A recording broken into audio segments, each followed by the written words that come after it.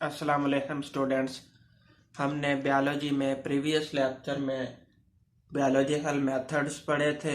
उसमें हमने theory law पढ़ लिया था। आज हमारा नया टॉपिक है biology and the services of Mankind. इस टॉपिक से मुराद ये है कि हमने बायोलॉजी ने इंसानियत की खिदमत में जो लिविंग ऑर्गेनिज्म है उनकी जो लाइफ स्टाइल बेहतर करने के लिए बायोलॉजी ने कौन सी खिदमत सर अंजाम दी हैं। उनमें हम जो 4 सर्विसेज हैं, मसलन food, disease control, colony and environment, ये पढ़े हैं। इस लेक्चर में हम फूड रेलिवेंट डाटा पढ़े हैं सारा। इसमें बायोलॉजी ने इम्प्रूव वेराइटीज, जो प्लांट्स और एनिमल्स की वेराइटीज हैं, इन्हें इम्प्रूव किया है।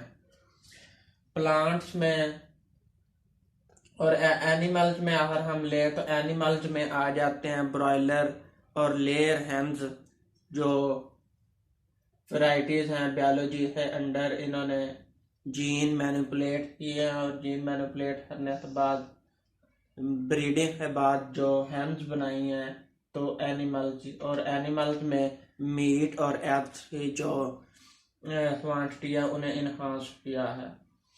और प्लांट्स में भी जीन मैनिपुलेट करके ट्रांसजेनिक प्लांट बनाए हैं। ट्रांसजेनिक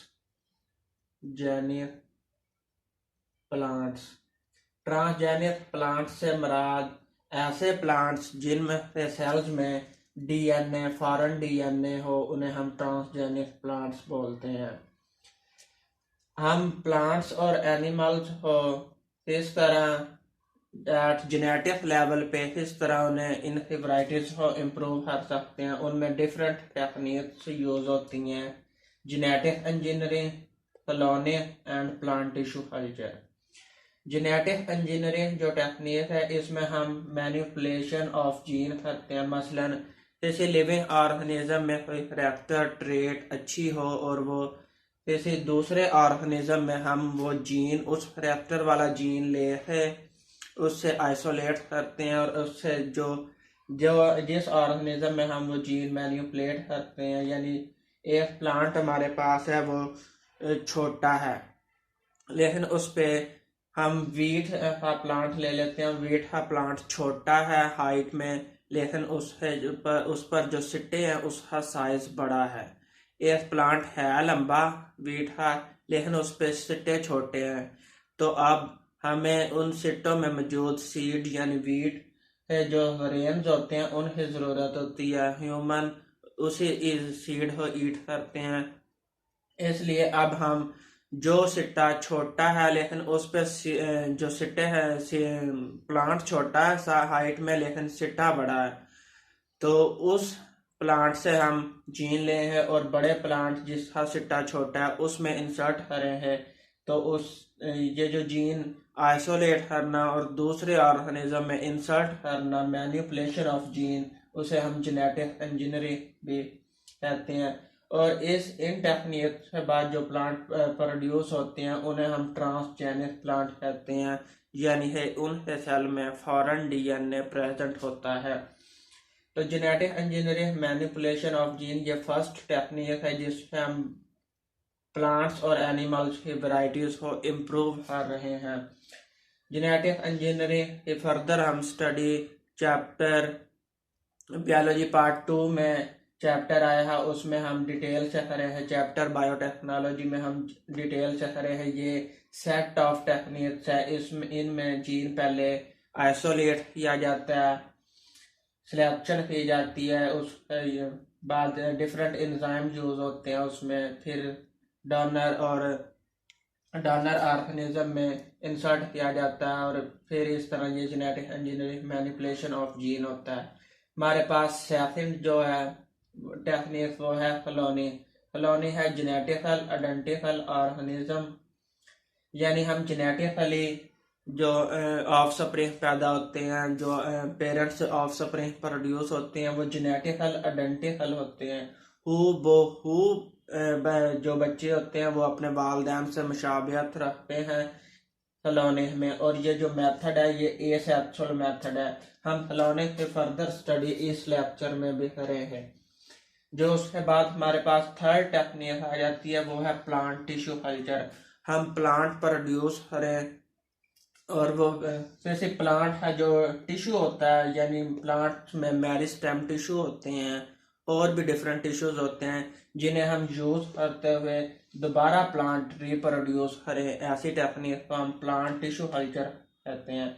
मसलन प्लांट का कल्चर करना किसी प्लांट के टिश्यू से, प्लांट की जो टिप होती है उस पे मेरिस्टेमेटिक टिश्यूज होते हैं। मेरिस्टेमेटिक टिश्यूज को यूज करते हुए या एनी अदर टिश्यूज को यूज करते हुए हम नया प्लांट बना लें, उसे प्लांट टिश्यू कल्चर कहते हैं।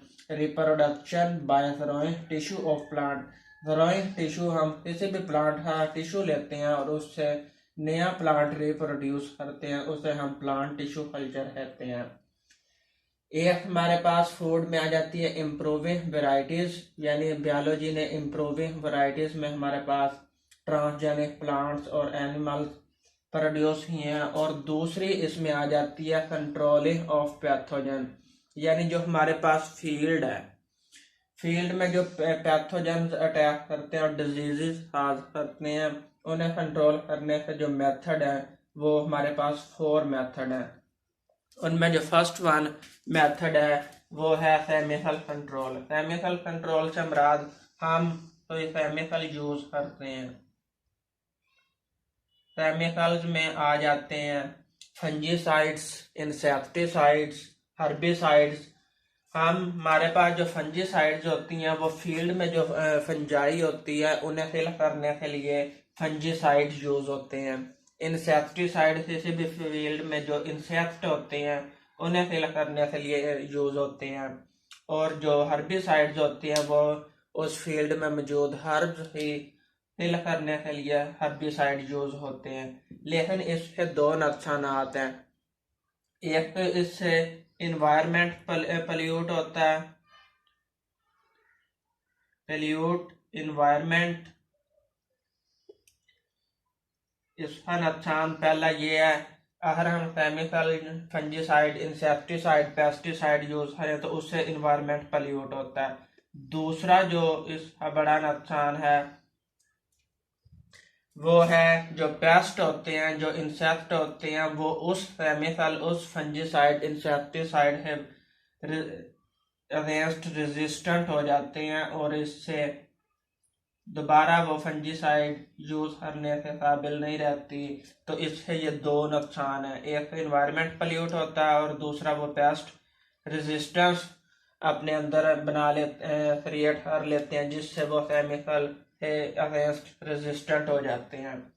दूसरा मेथड हमारे पास जो है कंट्रोल ऑफ पैथोजन में, वो है बायोलॉजिकल कंट्रोल। बायोलॉजिकल कंट्रोल होता है हम पैथोजन या डिजीज या पेस्ट को कंट्रोल करें by using living organism. Control of paste by using living organism. मसलन एक वॉलनट ट्री है, उस पे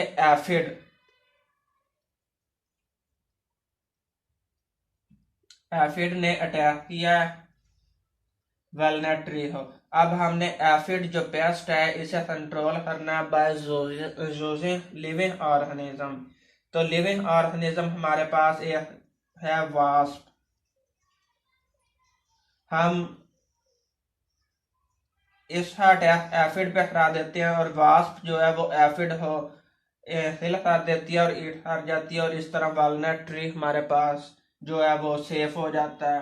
तो इसका मतलब बायोलॉजिकल कंट्रोल, यानी हम किसी भी पेस्ट को कंट्रोल करें बाय यूजिंग लिविंग ऑर्गेनिज्म।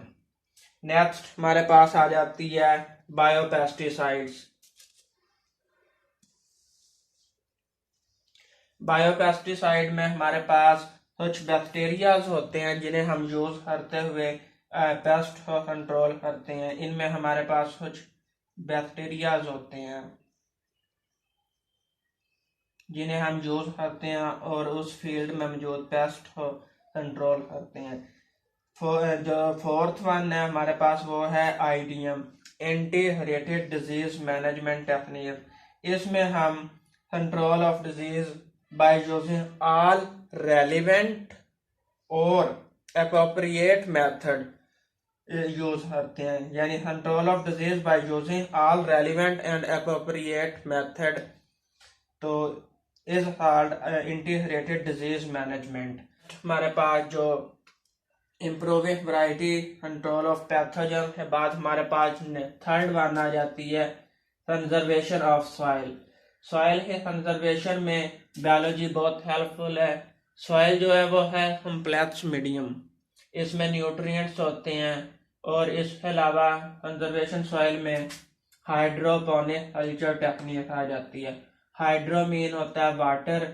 हमने साइंटिस्ट बायोलॉजिस्ट ने जो प्लांट्स हैं वो पानी में ग्रो करने स्टार्ट कर दिए, वाटर में ग्रो करने स्टार्ट कर दिए। वाटर एरेटेड वाटर में, एरेटेड वाटर से मुराद ऐसे न्यूट्रिएंट्स जो प्लांट को रिक्वायर होते हैं वो न्यूट्रिएंट्स आप वाटर में मिक्स अप करें और वो एरेटेड वाटर बन जाता है और उस एरेटेड वाटर में आप प्लांट्स को ग्रो करें तो इस टेक्निक को हाइड्रोपोनिक कल्चर टेक्निक्स कहलाते हैं। The plants are grown in aerated water is called hydroponic culture technique. Next जो फूड प्रिजर्वेशन है, फूड प्रिजर्वेशन में भी बायोलॉजी हेल्पफुल है। इसमें एक टेक्निक है पास्चराइजेशन। ये लुइस पास्चर एक साइंटिस्ट था, बायोलॉजिस्ट था, उसने पास्चराइजेशन टेक्निक दी। इसमें हम हीट देते हैं, मिल्क और मिल्क प्रोडक्ट जो होती हैं उन्हें हीट देते हैं और उनमें नॉन स्पोर फार्मिंग बैक्टीरिया जो होती हैं उन्हें किल कर देते हैं और इस तरह हम मिल्क और मिल्क प्रोडक्ट को प्रिजर्व कर लेते हैं। हम नेक्स्ट लेक्चर में फर्दर स्टडी करेंगे।